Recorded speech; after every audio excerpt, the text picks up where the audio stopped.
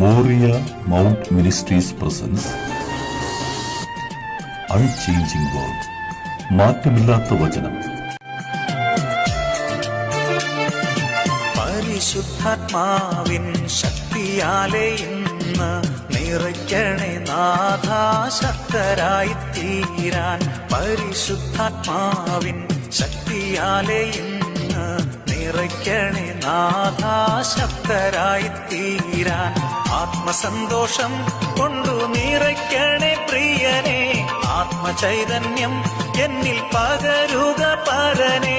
ജയത്തോടെ ജീവിതം ധരയിൽ ഞാൻ ചെയ്യുവാൻ, ജയത്തോടെ ജീവിതം ധരയിൽ ഞാൻ ചെയ്യുവാൻ. പരിശുദ്ധാത്മാവിൻ ശക്തിയാലെ ഇന്ന് നിറയ്ക്കണേ നാഥാ, ശക്തരായി തീരാൻ. കർത്താവിൻ്റെ അതിപരിശുദ്ധ നാമം വാഴ്ത്തപ്പെടട്ടെ. ഒരിക്കൽ കൂടി നിങ്ങളെ കാണുവാൻ എന്നെ അനുവദിച്ച ദൈവത്തിനെ സ്തുതിക്കുന്നു, സ്തോത്രിക്കുന്നു. മാറാത്ത വചനം മൂലം നിങ്ങളോടൊത്ത് വചനം സംസാരിക്കുവാൻ ആ മഹത്വമുള്ള ദൈവം പിന്നെയും പിന്നെയും അനുഗ്രഹിക്കുന്നത് ഓർക്കുമ്പോൾ അതിന് യോഗ്യത ഇല്ല എങ്കിൽ പോലും അവൻ്റെ നാമത്തെ സ്തുതിക്കുന്നു, സ്തോത്രിക്കുന്നു. ഇന്നത്തെ മാറാത്ത വചനത്തിൽ നമുക്ക് വേദ വചന ചിന്തയ്ക്കായി മത്തായി 8-ാം അധ്യായം 5-ാം വചനം മുതൽ 8-ാം വചനം വരെ നമുക്ക് വായിക്കാം. അവൻ കവർഖാഹൂമിലെത്തിയപ്പോൾ ഒരു ശതാധിപൻ വന്ന് അവനോട്, കർത്താവേ, എൻ്റെ ബാല്യക്കാരൻ പക്ഷപാതം പിടിച്ച് കഠിനമായി വേദനപ്പെട്ട വീട്ടിൽ കിടക്കുന്നു എന്ന് അപേക്ഷിച്ചു പറഞ്ഞു. അവനോട്, ഞാൻ വന്ന് അവനെ സൗഖ്യമാക്കും എന്ന് പറഞ്ഞു. അതിന് ശതാധിപൻ, കർത്താവേ, നീ എൻ്റെ പുരയ്ക്കകത്ത് വരുവാൻ ഞാൻ യോഗ്യനല്ല. ഒരു വാക്ക് മാത്രം കൽപ്പിച്ചാൽ എൻ്റെ ബാല്യക്കാരന് സൗഖ്യം വരും. ആമേൻ. നമ്മൾ വായിച്ച വചനം ഒരുപാട് നമുക്കെല്ലാം അറിയാവുന്നതും നാം കേട്ടിട്ടുള്ളതുമാണ്. എന്നാൽ ഇവിടെ കർത്താവിൻ്റെ അടുത്ത് റോമ ശതാധിപനായ ആ മനുഷ്യൻ വന്ന് പറയുകയാണ്, കർത്താവേ, എൻ്റെ വേലക്കാരൻ തിമിർവാദമായി കിടക്കുന്ന അവനെ സ്വസ്ഥമാക്കണം. അപ്പോൾ യേശു പറയുന്ന, ഞാൻ അവിടെ വന്ന് സുഖമാക്കാം. ഉടനെ ശതാധിപൻ പറയുന്ന, അങ്ങൊരു വാക്ക് പറഞ്ഞാൽ മതി, എൻ്റെ ജോലിക്കാരൻ സുഖമാകും. അങ്ങ് എൻ്റെ വീട്ടിൽ വരാൻ ഞാൻ പാത്രനല്ല. ഞാൻ ഒരു ശതാധിപനാണെങ്കിലും ഞാൻ വാ എന്ന് പറഞ്ഞാൽ വരുവാനും പോ എന്ന് പറഞ്ഞാൽ പോകാനും എൻ്റെ കീഴിൽ ജോലിക്കാരുണ്ട് എന്ന് അവൻ പറഞ്ഞപ്പോൾ ദൈവം തിരിഞ്ഞു നോക്കിയിട്ട് പറയുകയാണ്, എൻ്റെ പുറകിൽ വരുന്ന ഇസ്രവേലിന് പോലും ഇത്രത്തോളമുള്ള വിശ്വാസം ഇല്ലല്ലോ എന്ന് പറയുന്ന ഈ കാര്യങ്ങൾ നമ്മൾ പലപ്പോഴും കേട്ടിട്ടുണ്ട്. എന്തെന്നാൽ ദൈവ വാക്ക് എന്ന് പറയുന്നത്, ദൈവ വചനമെന്ന് പറയുന്നത് ദൈവത്തിൻ്റെ വാക്കാണ് എന്ന് നാം വായിക്കുന്നു. ഈ ദൈവത്തിൻ്റെ വാക്കിനുള്ള വില, ആ അധികാരത്തിൻ്റെ മഹത്വം അറിയാവുന്നവനാണ് ഈ ശതാധിപൻ. എന്തെന്നാൽ ശതാധിപൻ അവിടുത്തെ റോമ മിലിറ്ററിയിലെ ഒരു 100 പേർക്ക് അധിപനാണ്. അവനത് കാര്യങ്ങൾ ചെയ്യുന്നത്, അവൻ്റെ ഉത്തരവിൻ്റെ അധികാരം അറിയാവുന്നവനാണ് അവൻ. അങ്ങനെ ഇരിക്കുന്ന അവനറിയാം, ഈ മഹത്വമുള്ള ദൈവം ഒരു വാക്ക് പറഞ്ഞാൽ സ്ഥലം എവിടെയോ ദൂരം എവിടെയോ ഏത് സ്ഥലത്താണെങ്കിലും അവൻ ഒരു വാക്ക് പറഞ്ഞാൽ സുഖമാകുമെന്ന് അവന് അറിയാവുന്നതുകൊണ്ട് അവൻ പറഞ്ഞത്, അങ്ങ് എൻ്റെ ഭവനത്തിൽ വരാൻ ഞാൻ യോഗ്യനല്ല, അങ്ങൊരു വാക്ക് പറഞ്ഞാൽ മതിയെന്ന്. പ്രിയ ദൈവജനമേ, നാം ഇന്ന് ദൈവം ഒരു വാക്ക് പറഞ്ഞാൽ അത് ഭവിക്കുമെന്ന് വിശ്വസിക്കുന്നുണ്ടോ? നമ്മളൊന്ന് ചോദിച്ചു നോക്കാം. നമ്മൾ ശോധന ചെയ്തിട്ടുണ്ടോ എന്നെങ്കിലും? ഇന്നും ഒരുപാട് സ്ഥലങ്ങളിൽ പോകുമ്പോൾ ദേവദാസന്മാർ പ്രാർത്ഥിക്കുമ്പോൾ പലരും ഇപ്പോൾ എന്നത് പറയുന്നത് ടെലിഫോണിൽ കൂടി പ്രാർത്ഥിക്കുന്നവർ ഇന്ന് ഒരുപാട് പേരുണ്ട്. അവർക്ക് ഒരുപക്ഷെ ആ വിശ്വാസം കാണുമായിരിക്കും. പക്ഷേ ഇപ്പോൾ പോകുന്നവർ പലരും പലയിടത്തിലും ദൈവത്തിൽ ഞാൻ നിങ്ങൾക്കായി പ്രാർത്ഥിക്കുന്നു, ദൈവം സുഖമാക്കുമെന്ന് പറയുമ്പോൾ നാം പഴയ ഒരു വേദ പുസ്തകത്തിലിരിക്കുന്ന ഒരു കാര്യം ഓർമ്മ വരും. നഹമാൻ എലിശയെ കണ്ട് പറഞ്ഞതുപോലെ അവർ പറയുന്നത്, ഇങ്ങനെ ഒരു വാക്ക് പറഞ്ഞാൽ മതിയോ?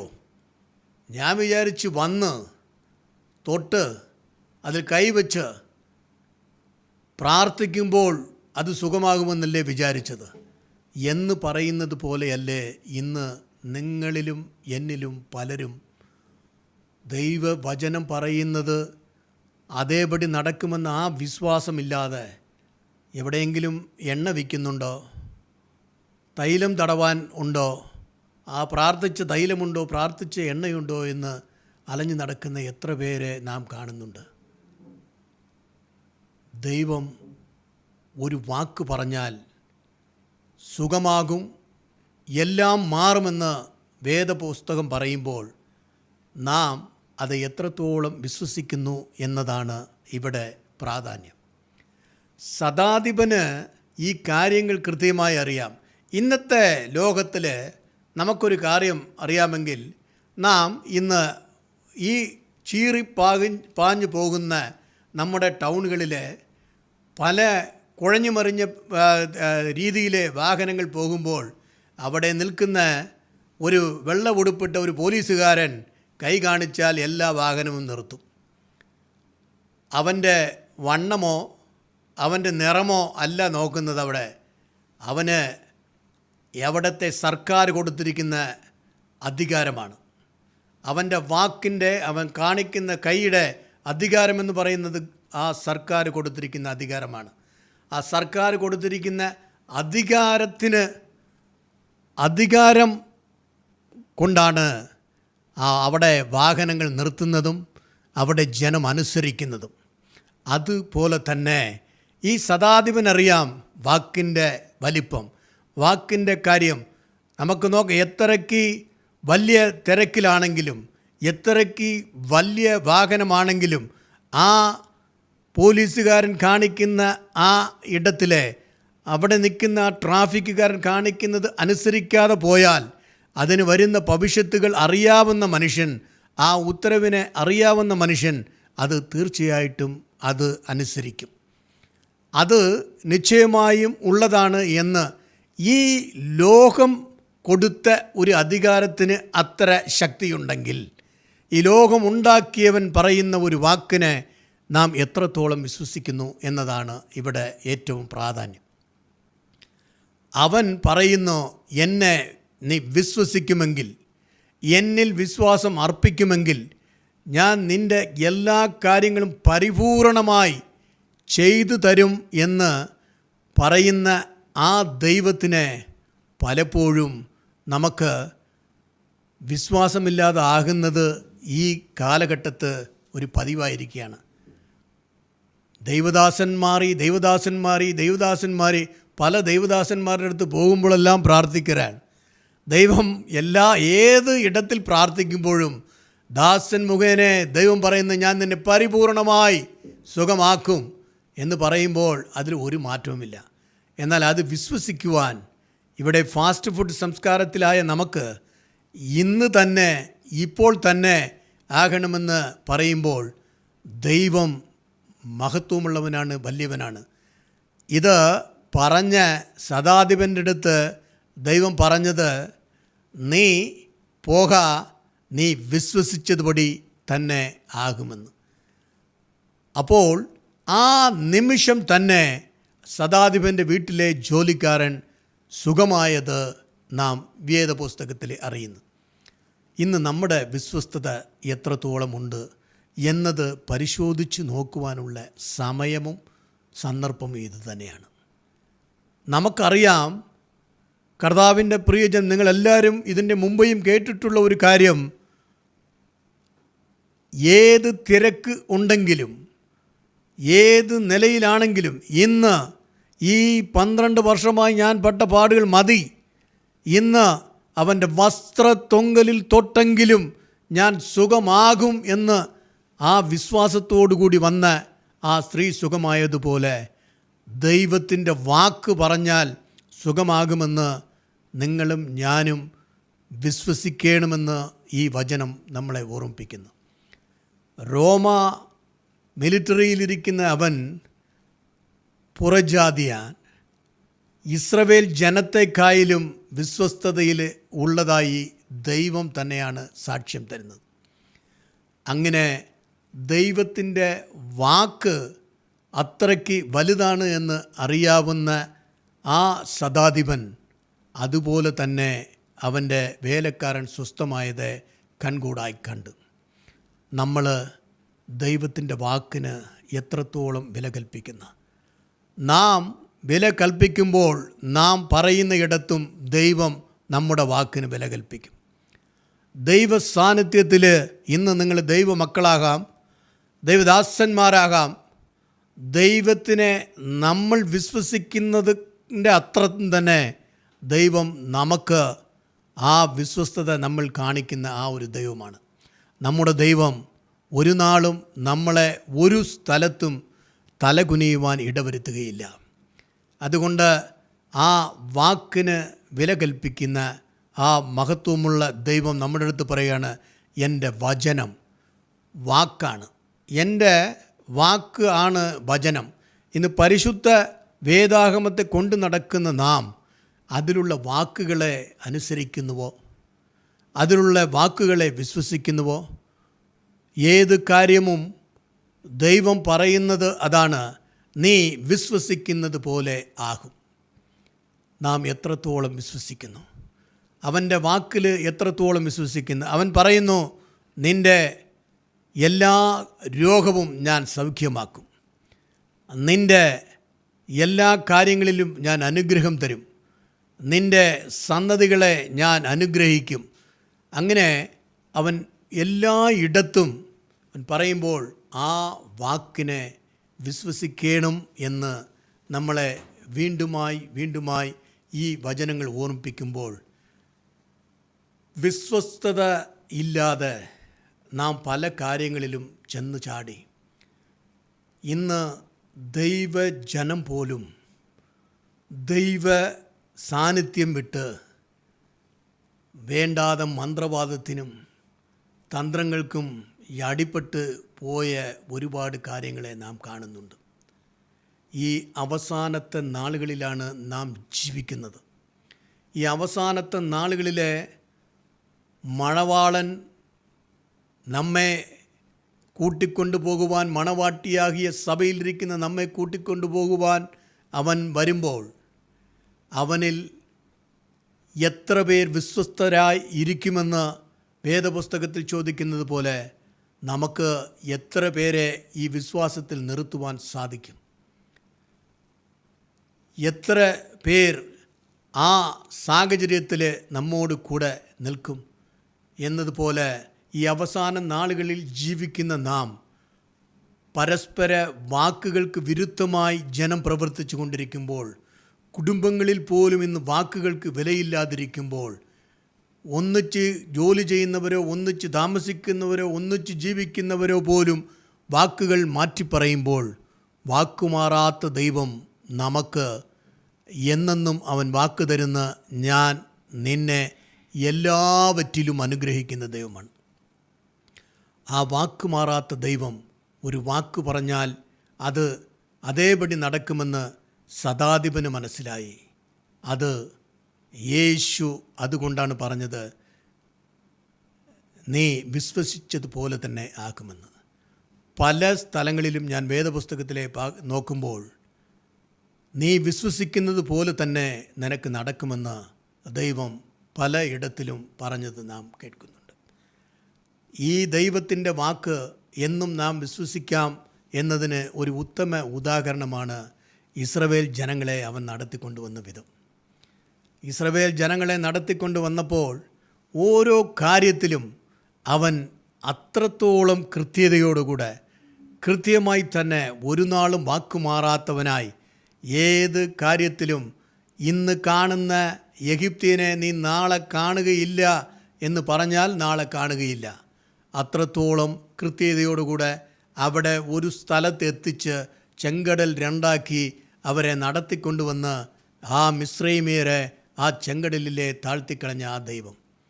അതുപോലെ തന്നെ യോശുവയുടെ അടുത്ത് യോശുവ പറഞ്ഞ ആ ആശാര്യന്മാരുടെ കാലുകൾ അവിടെ നിലം തൊടുമ്പോൾ, ആ യോർദാൻ്റെ വെള്ളത്തിൽ ചവിട്ടുമ്പോൾ, അവിടെ നിങ്ങൾക്ക് നടന്നു പോകുവാനുള്ള കാര്യങ്ങൾ ഞാൻ ചെയ്യുമെന്ന് വാക്ക് പറഞ്ഞപ്പോൾ ആ വാക്ക് അതേപടി തന്നെ പ്രവർത്തിപ്പിച്ച ദൈവമാണ്.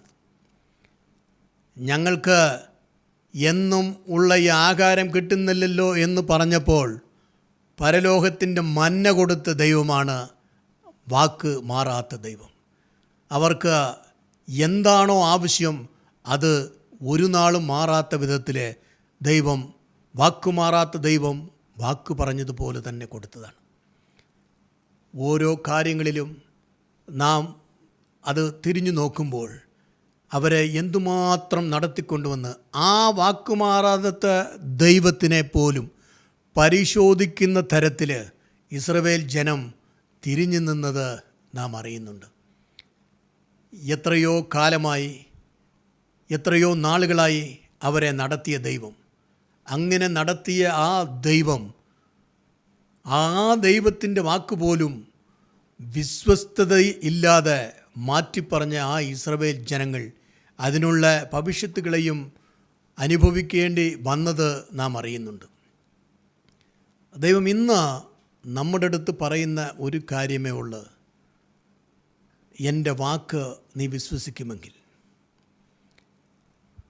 എനിക്കായി ഏത് സ്ഥലത്തും എൻ്റെ വാക്കിന് വില കൊടുത്ത് നീ നിൽക്കുമെങ്കിൽ, നിന്നെ ഞാൻ നിൻ്റെ ആഗ്രഹപ്രകാരം തന്നെ നടത്തും. ശതാധിപൻ്റെ വിശ്വാസം പോലെ ശതാധിപന് നടത്തി കൊടുത്തതുപോലെ നീ എന്താണോ വിശ്വസിക്കുന്ന അത് എൻ്റെ വാക്ക്, അത് ഞാൻ ചെയ്തു തരും.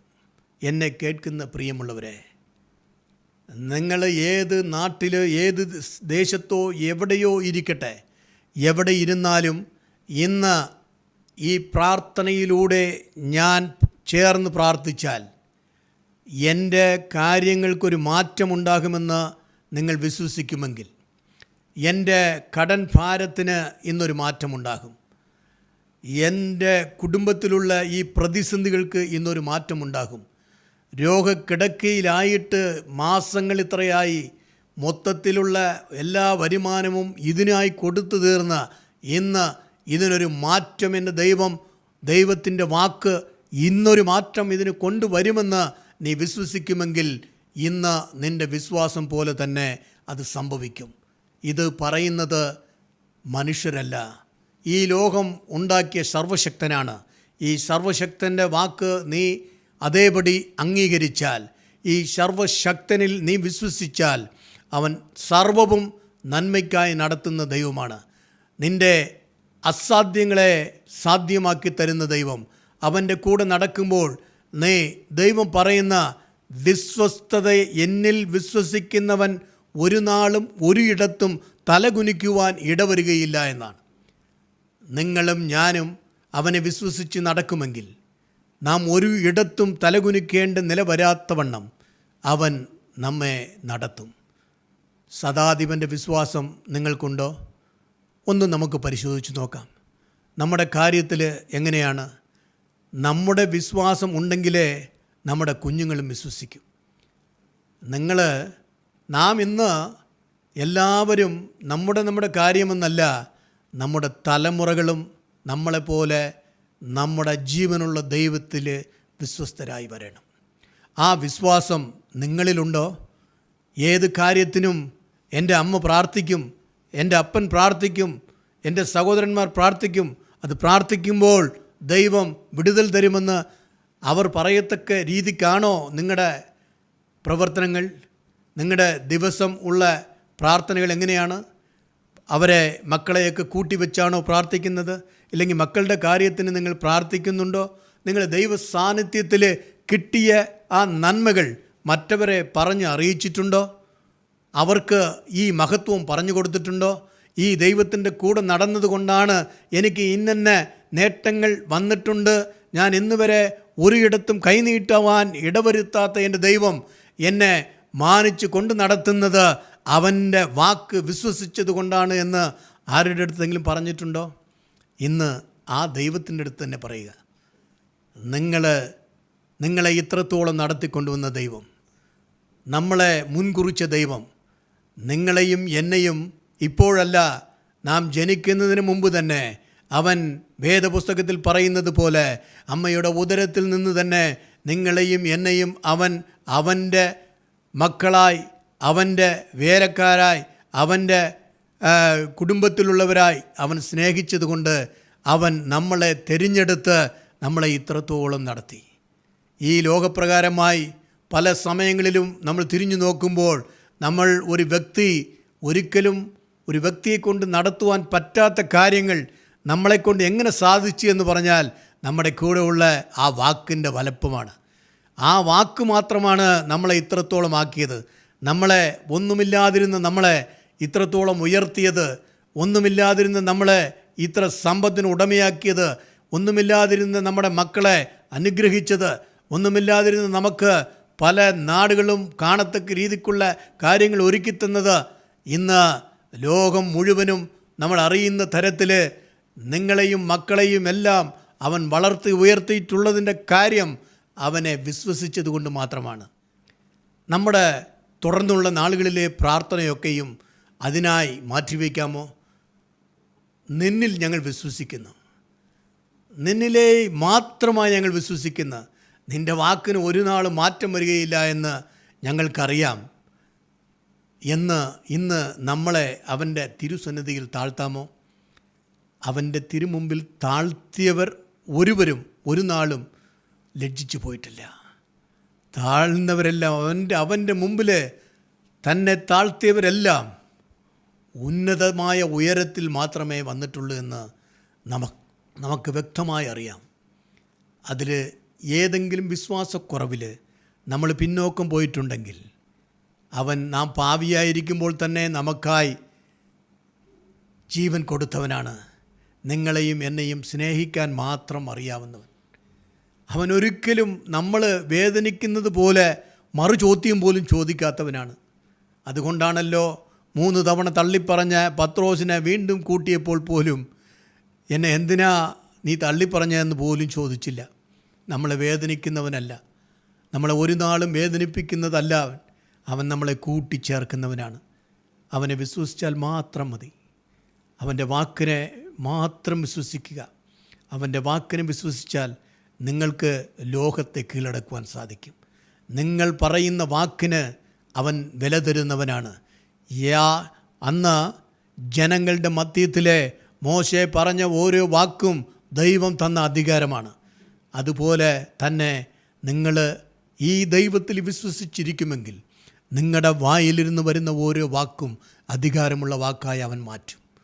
സദാധിപൻ ഒരു വാക്ക് പറഞ്ഞാൽ മതി എന്ന് പറഞ്ഞതുപോലെ തന്നെ നിങ്ങൾ അവൻ്റെ അടുത്ത് നിങ്ങൾക്കുള്ള ഒരു വാക്ക് ചോദിക്കുമെങ്കിൽ അവൻ നിങ്ങളെ പരിപൂർണതയിലെത്തിക്കുന്നവനാണ്. അവനോട് ചേർന്ന് നടക്കാമോ? നമുക്ക് അവൻ്റെ വാക്കിനെ നമുക്ക് കേൾക്കാമോ? അവൻ പറയുന്നത് അനുസരിക്കാമോ? അവൻ്റെ വാക്ക് കേൾക്കത്തക്ക രീതിയിൽ അവൻ്റെ വാക്കിനെ എങ്ങനെയെങ്കിലും കേൾക്കണമെന്ന ആഗ്രഹം നമ്മുടെ കുഞ്ഞുങ്ങൾക്ക് നമുക്ക് ഉണ്ടാക്കിത്തരാമോ? ഇങ്ങനെയൊക്കെ നാം മുമ്പേ പോകുമെങ്കിൽ നമ്മോട് കൂടെ ചേർന്ന് നടക്കുന്നവനാണ്. അവൻ മാറി നടക്കുന്നവനല്ല.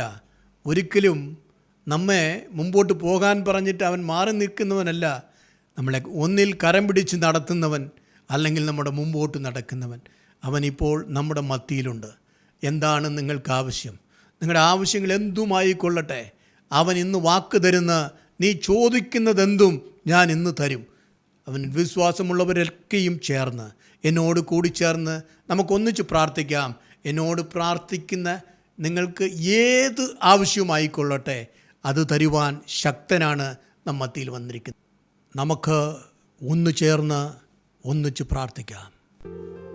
ഈ സമയത്ത് എന്നോട് കൂടി ചേർന്ന് പ്രാർത്ഥിക്കുന്ന നിങ്ങൾ ഓരോരുത്തർക്കും നമ്മളിന്ന് ശതാധിപൻ പറഞ്ഞതുപോലെ, ദൈവമേ, നീ ഒരു വാക്ക് പറഞ്ഞാൽ മതി. നീ ഒരു വാക്ക് പറഞ്ഞാൽ എൻ്റെ ഭവനത്തിലെ സ്ഥിതി മാറും. ഒരു വാക്ക് പറഞ്ഞാൽ എൻ്റെ കടൻ ഭാരത്തിൻ്റെ സ്ഥിതി മാറും. നീ ഒരു വാക്ക് പറഞ്ഞാൽ എൻ്റെ കുടുംബത്തിൻ്റെ രോഗമുക്തി ഇന്ന് തന്നെ കിട്ടും. എനിക്ക് ആവശ്യമുള്ളതൊക്കെ നിൻ്റെ വാക്കിൽ മാത്രമാണുള്ളത് എന്ന് ഇന്ന് വിശ്വസിക്കുന്ന എല്ലാവരും തന്നെ എന്നോടൊപ്പം ചേർന്ന് പ്രാർത്ഥിക്കുമ്പോൾ നമ്മുടെ ദൈവം വാക്കുമാറാത്തവൻ നിങ്ങൾക്കായി വാക്ക് പറയുവാൻ പോവുകയാണ്. നമുക്ക് ഒന്നിച്ചു ചേർന്ന് പ്രാർത്ഥിക്കാം. ഞങ്ങളെ അളവ് കൂടാതെ സ്നേഹിക്കുന്ന മഹത്വമുള്ള കർത്താവേ, ഈ ഞങ്ങൾ പ്രാർത്ഥിക്കുന്ന ഈ സമയത്ത് ഞങ്ങൾ ഒന്നിച്ചുകൂടി പ്രാർത്ഥിക്കുന്ന ഞങ്ങൾ ഓരോരുത്തരെയും അറിയുന്ന നീ, ഞങ്ങളുടെ ഹൃദയത്തിൻ്റെ രഹസ്യങ്ങൾ അറിയുന്ന നീ, ഞങ്ങൾ എന്തിനാണോ, ഏത് കാര്യമാണോ ഞങ്ങളുടെ ഭവനത്തിൽ വേണ്ടത്, ഏത് കാര്യമാണോ ഞങ്ങളുടെ മക്കൾക്ക് വേണ്ടത്, ഏത് കാര്യമാണോ ഞങ്ങളുടെ ഭർത്താക്കന്മാർക്ക് കൊടുക്കേണ്ടത്, ഏത് കാര്യമാണോ ഭാര്യമാർക്ക് വേണ്ടത്, ഏതാണ് ഈ കുടുംബത്തിൽ കുറവുള്ളത്, അതിന് നിറവാക്കുവാൻ ഒരു വാക്ക് പറയണമേ ദൈവമേ. നിൻ്റെ വാക്കിന് വിലയുണ്ട് എന്ന് ഞങ്ങൾ വിശ്വസിക്കുന്നു നാഥ. ഞങ്ങളുടെ ഭവനത്തിലെ സ്ഥിതി മാറുവാൻ, ഞങ്ങളുടെ ഭവനത്തിലെ സ്ഥിതി അനുഗ്രഹീതമാക്കുവാൻ, ഞങ്ങളുടെ ഭവനം മറ്റുള്ളവരാൽ ശ്രദ്ധിക്കപ്പെടുവാൻ, ഞങ്ങളുടെ ഭവനം നിനക്ക് സാക്ഷിയായി നിൽപ്പാൻ തക്കവണ്ണം ഒരു വാക്ക് പറയണമേ എന്ന് എന്നോട് കൂടെ ചേർന്ന് പ്രാർത്ഥിക്കുന്ന എല്ലാ ദൈവമക്കളെയും എൻ്റെ ദൈവം കണ്ടു എന്ന് ഞങ്ങൾക്കറിയാം കർത്താവേ. നീ അവർ ചോദിക്കുന്ന ഓരോ കാര്യത്തിലും നിൻ്റെ വാക്കുകൊണ്ട് അവർക്ക് അനുഗ്രഹം കൊടുക്കുന്നതിനായി സ്തോത്രം. തുതിയും ഘനവും സ്തോത്രവും രാജ അങ്ങെടുത്തുകൊള്ളണം. യേശുവിൻ്റെ മഹത്വമുള്ള നാമത്തിൽ പ്രാർത്ഥന കേൾക്കണമേ പൊന്നുനാഥ. ആമേൻ, ആമേൻ, ആമേൻ. ഇനി ഒരു വിഷയവുമായി നമുക്ക് ഒന്നിച്ച് കാണുന്നത് വരെയിലും പരിശുദ്ധാത്മാവിൻ്റെ നിറവ് നാം മധ്യയിലെ ആശപാടട്ടും. ആമേൻ.